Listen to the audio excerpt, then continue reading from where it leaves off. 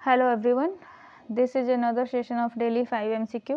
आज का पहला क्वेश्चन स्टार्ट करते हैं। क्वेश्चन है आपका मनी बिल से रिलेटेड स्टेटमेंट है। आपको बताना है कि कितने स्टेटमेंट करेक्ट है। तो पहला स्टेटमेंट है money bill must be introduce in the Lok Sabha and cannot be introduced in the Rajya Sabha. दूसरा statement, the president can either accept or reject a money bill but cannot return it for the reconsideration. Third statement, a provision for joint sitting is introduced under the procedure related to the money bill.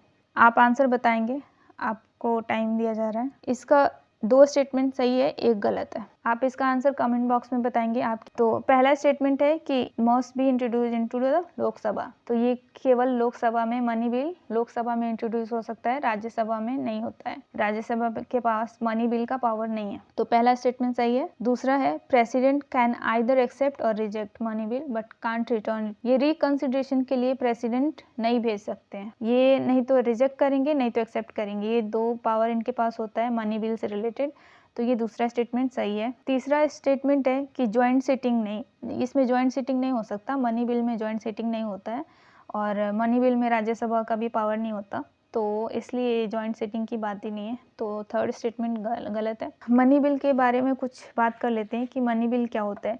Government का जो tax से related चीज़ें हैं या revenue से related expenditure है, borrowing है, जो भी मनी की बात जिसमें होती है वो मनी बिल होता है। और मनी बिल में जो आर्टिकल 110 वो A to G जो आर्टिकल है उनका, उसमें जो भी स्पेसिफाइड है वो मनी बिल में आता है। If question arise whether bill is money bill और not is decided by speaker, here speaker is the power to decide. दूसरा क्वेश्चन है with reference to the belt and road initiative consider the following statements. It aimed to link Southeast Asia, Central Asia and Gulf region, Africa and Europe with the network of land and sea route. दूसरा statement है Silk Road Economic Belt is dedicated to improving connectivity, infrastructure and trade link across Eurasia through a network of overland transportation routes. आप answer बताएंगे इसका। इसका दोनों ही statement correct है, both statement is correct because जो belt road initiative है वो connectivity के लिए है और एक्सपोर्ट इंपोर्ट के लिए है आपका। तो ये सब साउथ ईस्ट एशिया को, सेंट्रल एशिया को, गल्फ एशिया को, अफ्रीका को, यूरोप को, सबको कनेक्ट करने के लिए रोडवेज एंड वाटरवेज कनेक्टिविटी है उनको इम्प्रूव करने के लिए, उनसे कनेक्टिविटी बढ़ाने के लिए, अपना ट्रेड बढ़ाने के लिए ये सारा इनिशिएटिव है, बेल्ट रोड इनिशिएटिव। एंड दूसरा स्टेटमेंट भी करेक्ट है। Silk road economic belt is dedicated to improving the connectivity infrastructure and trade link across the Eurasia को बढ़ाने के लिए ये ओवरलैप ट्रांसपोर्टेशन रूट है। सो इसका स्टेटमेंट भी यहाँ है, पढ़ लेंगे आप। ये जो है वन बेल्ट वन रोड पहले इसका नाम था, 2013 में ये लॉन्च हुआ था और इसका जो एम था वो कि लिंक करना था साउथ ईस्ट एशिया को, सेंट्रल एशिया को, गल्फ रीजन को, अफ्रीका को, यूरोप को, to the land and sea routes so that we can improve our trades and all. So चलते हैं नेक्स्ट पे। तीसरा question with reference to regional comprehensive economic partnership RCEP consider the following statement. RCEP is the world largest trading bloc. दूसरा statement RCPE member nations represent over 50% of global gross domestic product GDP. तीसरा statement consider actively participant. India actively participate as a member of RCEP. आप correct answer बताएंगे कितने statement correct है।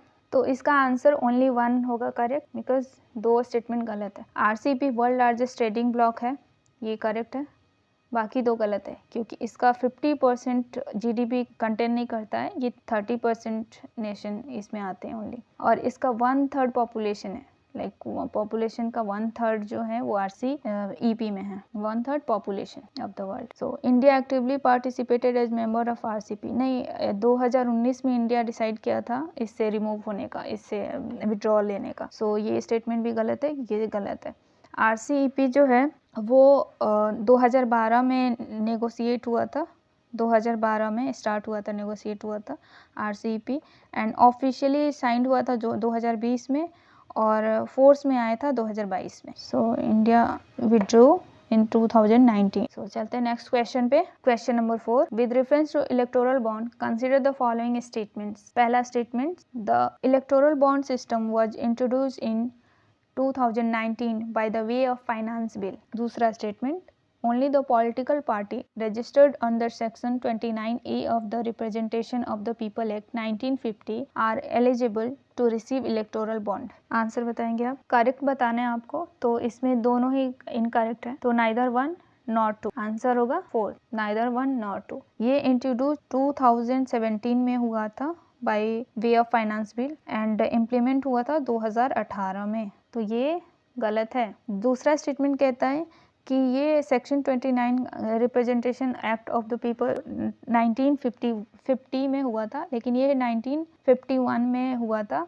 और जो भी parties registered होंगे और लास्ट जनरल इलेक्शन में 1% से ज़्यादा वोट मिला होगा उनको, वही एलिजिबल है ये इलेक्टोरल बॉन्ड लेने के, या उनको ही आप डोनेट कर सकते हैं इलेक्टोरल बॉन्ड. इलेक्टोरल बॉन्ड एक वे ऑफ फंडिंग है जिससे कोई भी पर्सन आप डोनेट कर सकता है अपने फेवरेट पॉलिटिकल पार्टी को या सपोर्ट करने के लिए उनको. तो चलते हैं नेक्स्ट क्वेश्चन पे. Question number 5. Consider the following statement with respect to quantum state. पहला statement, the quantum state is a mathematical description of the physical properties of the quantum systems. Second statement, the quantum states provide a complete specification of a system properties including its positions, momentum, energy, spins and other observable quantities. तीसरा statement, bosons are particles that obey the Pauli exclusion principle, while fermions are particles that can share the same quantum state. आप बताएंगे answer इसका, कितने statement correct हैं इसके. 2 statement इसके correct हैं. पहला जो है वो एक जो क्वांटम स्टेट होता है वो मैथमेटिकल डिस्क्रिप्शन होता है.